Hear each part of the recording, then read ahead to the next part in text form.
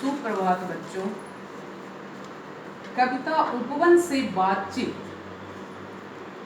से संबंधित 2 खंड मैं आपको पहले वीडियो में बतलाई हूँ, जिसमें कवि और बसंत के बीच का बातचीत को बतलाया गया है कि कवि किस तरह से बसंत की तरह अपना खोया हुआ यौवन प्राप्त करना चाहता है और बसंत कौन कौन से कष्ट झेले उसके बारे में कवि को बताया है।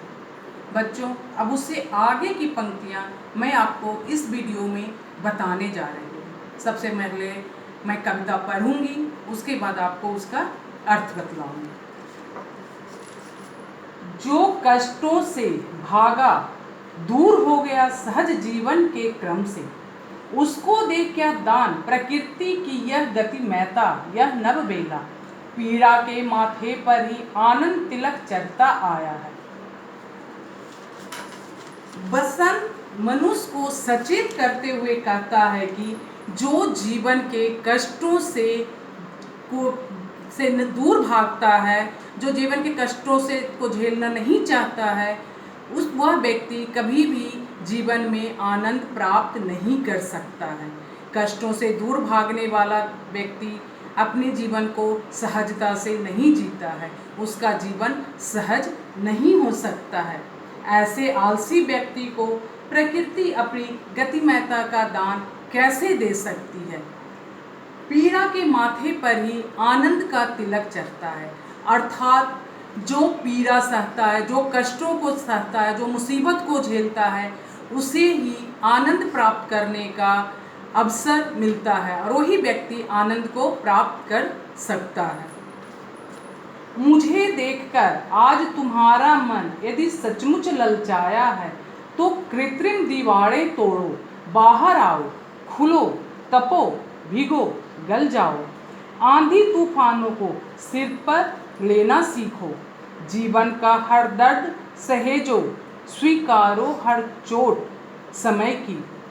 जितनी भी हलचल मचनी हो मच जाने दो, रस विष दोनों को गहरे में पच जाने दो। तभी तुम्हें भी धरती का आशीष मिलेगा, तभी तुम्हारे प्राणों में भी यह पलाश का फूल खिलेगा। कवि बसंत कवि को से कहता है कि मित्र, यदि मेरे सुखी जीवन को देखकर तुम्हारा मन सचमुच ललचा रहा है और तुम भी मेरी तरह जीवन जीना चाहते हो, तो तुम्हें अपनी इस कृत्रिम दीवारों को यानी बनावटी आवरण को तोड़कर बाहर निकलना होगा। तुम्हें भी खुलना, तपना, भीगना और गलना होगा, अर्थात सारे कष्टों को सहना होगा। आंधी तूफान रूपी मुसीबतों को अपने ऊपर लेना होगा, मुसीबतों का सामना करना होगा। जीवन में सुख पाने के लिए हर दर्द को, हर तकलीफ को सहना होगा।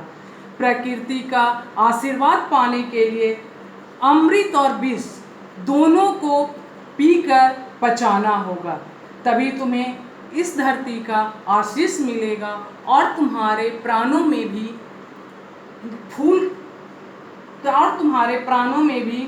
फूल खिलेगा, यानी तुम्हारे प्राणों में भी प्रसन्नता के फूल प्रस्फुटित होंगे, खिलेंगे। बच्चों, अब इससे संबंधित कठिन शब्द और शब्दार्थ मैं आपको बता रही हूँ। कठिन शब्द: गतिमयता, कृत्रिम, स्वीकारो, विष, आशीष, प्राणों, पलाश। गतिमयता शब्दार्थ: गतिमयता तेज चाल, कृत्रिम बनावटी, कष्ट मुसीबत, आशीष आशीर्वाद, विष जहर, पलाश एक प्रकार का फूल। टेसू के फूल को पलाश बोलते हैं। बच्चों, इस कविता को आप लोग ध्यान से पढ़िएगा। इस कविता से संबंधित जो भी लघु प्रश्नोत्तर है उसको आप करने की कोशिश करेंगे और इससे संबंधित सारे प्रश्नोत्तर आप लोगों को पुनः भेजे जाएंगे। धन्यवाद बच्चों।